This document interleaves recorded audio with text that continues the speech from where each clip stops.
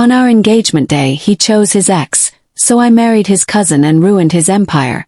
It was meant to be the most magical day of her life, the day she'd been dreaming about since she first understood what love felt like.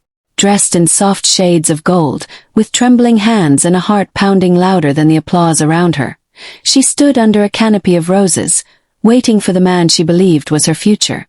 The hall echoed with laughter, blessings, and the soft shimmer of anticipation, but she could feel something was off. His eyes, though kind, looked elsewhere. His hands, though warm, felt distant. Her heart whispered the truth long before her mind could accept it.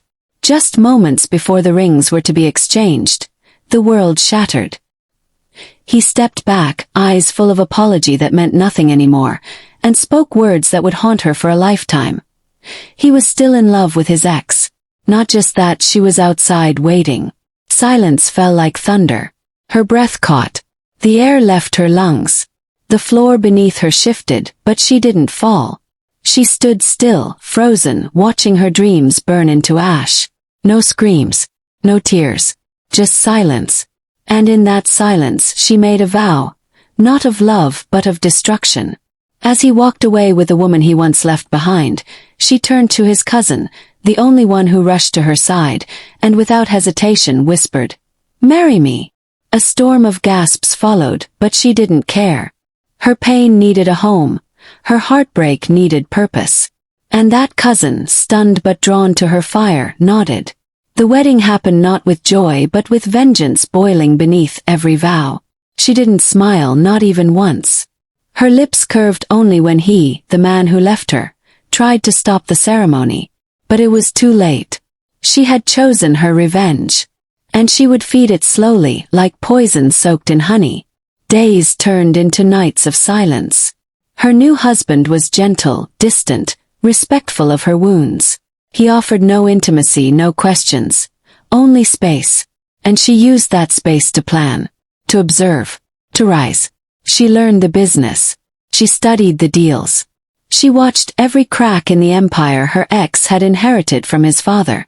An empire built on arrogance, carelessness, and betrayal. She smiled at charity events, whispered kind things into the ears of powerful allies, and stitched loyalty into the hearts of those his cousin had ignored for years. Inside she still bled. At night, she would wake gasping from dreams where he chose her, where the ring slid on her finger, where she never heard the words that tore her soul. But in the morning, she wore power like armor. The cousin began to fall for her, not because she tried, but because she glowed with a kind of broken strength that pulled him in. He offered her love, but she said nothing. Love was a fire she feared now, one that had already scorched her once. But she didn't push him away either. He was her key. And she, unknowingly to him, was his curse. With careful grace, she began taking over meetings. She spoke in boardrooms filled with men who had once scoffed at her presence. They listened now not because she was loud but because she was smart, ruthless, beautiful in a way that carried pain like a crown. And all the while, the one who left her began to crumble. His ex, the one he left everything for, turned out to be a ticking bomb. Jealous, manipulative, and addicted to attention. Their love, so passionate and reckless, burned too bright to last. He came home to screaming fits, public scandals, and financial leaks he couldn't trace. He didn't know that every crack was her doing. That the empire she was helping to rebuild with his cousin was draining the one he tried to save. She fed the cousin ambition, whispered strategies, suggested mergers. And slowly, she redirected all power, all influence, and every single client towards their side. While he, confused, betrayed, and blinded by love, stood in the ashes of what used to be his kingdom. There were nights she stood by the window, watching the city lights blink like tears waiting to fall, and questioned if it was worth it. The revenge, the silence, the aching hole inside. But then she remembered that moment at the altar. His eyes looking past her, his hands slipping away. That was enough. 1 year after the engagement that turned into a funeral for her innocence, she stood at a party held in her honor. She had just been appointed CEO. Her husband's way of rewarding her brilliance. And just as she stepped onto the stage, she saw him. In the back. Lone. Disheveled. Eyes full of regret. She didn't blink. She didn't falter. She gave her speech, calm and flawless. She thanked everyone but him. And when the crowd clapped, she walked off the stage with her head held high. Not because she won, but because she survived. But the storm wasn't over. Not yet. A file landed on her desk days later. Anonymous. It detailed a secret the cousin had been hiding. Betrayal. A deal made behind her back with the very man who broke her once. Her heart paused. The pain she had buried rose again, angry and alive. And in that moment she realized. Her war wasn't just with the man who left her. It was with everyone who underestimated her. And now she was ready to burn them all. The betrayal hit harder this time. Not because it was unexpected, but because it came from the one person she had allowed to walk beside her through her revenge. She had handed him the keys to her mind, her strategy, and in small moments of weakness, even pieces of her broken heart. Now, sitting in her office, staring at the documents before her, she saw the signature that confirmed her fears. He had been helping the man who destroyed her. It wasn't just a deal. It was a conspiracy. And she had been blind. But she didn't cry. Not anymore. Pain didn't surprise her. It simply reminded her that she was alive, strong, evolving.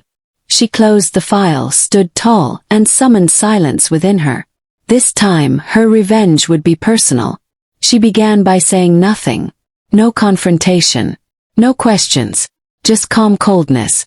She moved through the house like a ghost with a heartbeat, watching the cousin try to bridge the growing distance, sensing her change but not understanding it. She smiled at him, but it wasn't love behind her eyes anymore. It was a storm. While he slept, she copied his emails, traced his calls, recorded his meetings.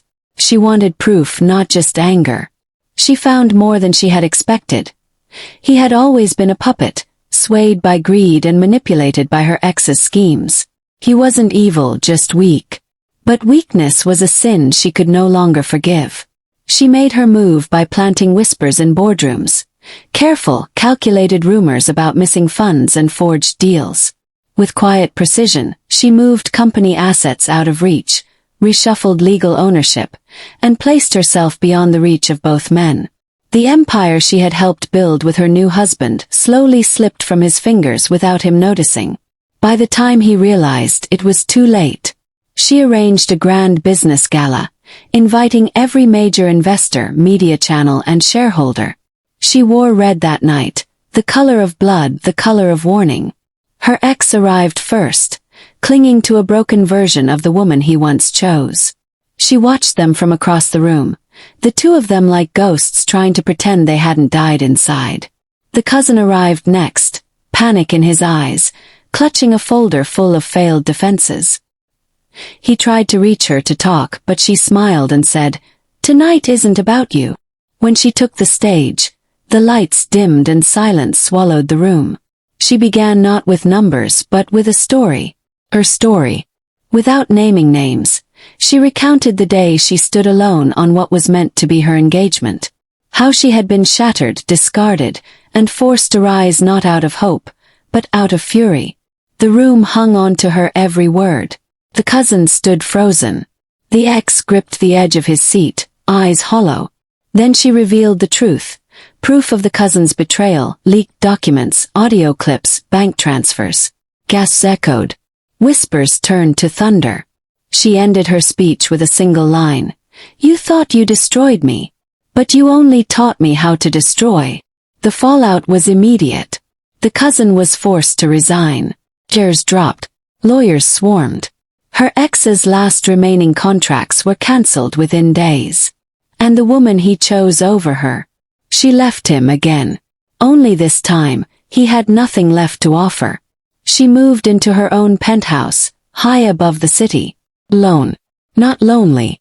Her nights were no longer filled with dreams of revenge, but quiet peace. She built charities in her name, invested in broken women like she once was, and turned her pain into a movement. She refused all interviews. She gave no statements. Her silence became power. But just when the world began to move on, the final twist arrived. Letter. No name. Just handwriting she remembered from another lifetime. Inside a single sentence. I never stopped loving you. I just didn't know how to choose you.